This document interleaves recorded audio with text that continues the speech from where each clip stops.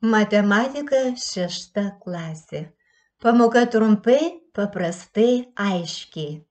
Paprastųjų trupmenų palyginimas.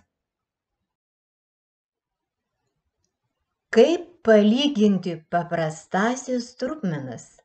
Kuri paprastoji trupmena yra didesnė? Iš dviejų paprastųjų trupmenų su vienodais vardikliais didesnė yra ta, kurios skaitiklis yra didesnis.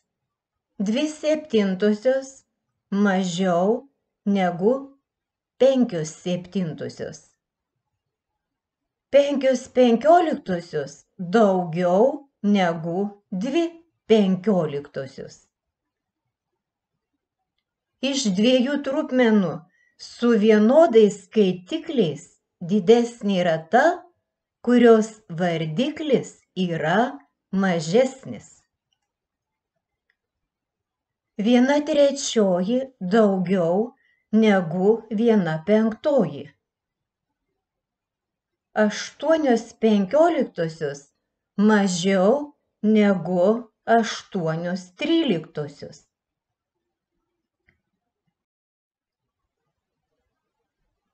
Kaip palyginti paprastąsias trupmenas su skirtingais vardikliais ir skaitikliais? Lygindami trupmeną su skirtingais vardikliais ir skaitikliais, jas susibendravardikliname.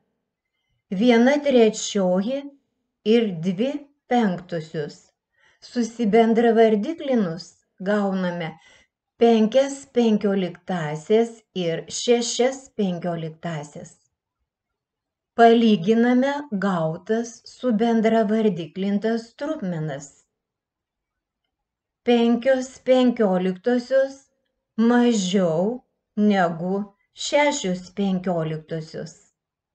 Tai 1/3, nes subendravardiklinus ją gavome 5/15, yra mažiau negu 2/5, nes subendravardiklinus 2/5 gavome 6/15.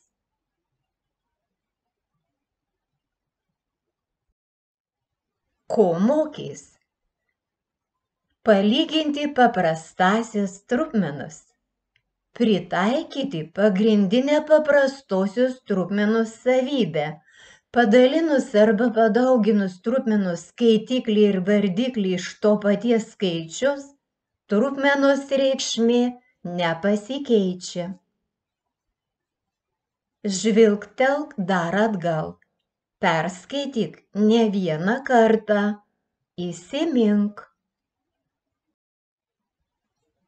Kaip palyginti paprastąsias trupmenas? Atsakyk į pateiktus klausimus. Kuri iš dviejų trupmenų su vienodais vardikliais yra didesnė? Kuri iš dviejų trupmenų su vienodais skaitikliais yra didesnė?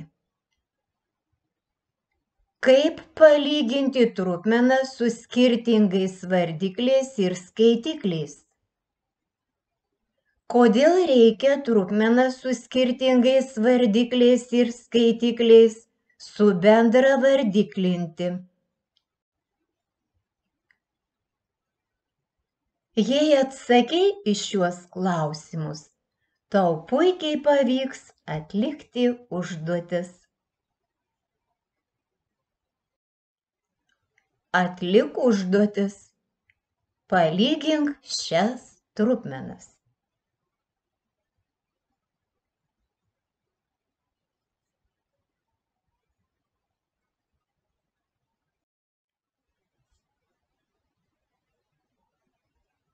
Turėjai užrašyti šiuos atsakymus. 6/11 mažiau negu 8/11. 5/17 mažiau negu 5/7. 5/6 daugiau negu 2/3. Jei tavo atsakymai tokie, puiku, šauniai padirbėjai.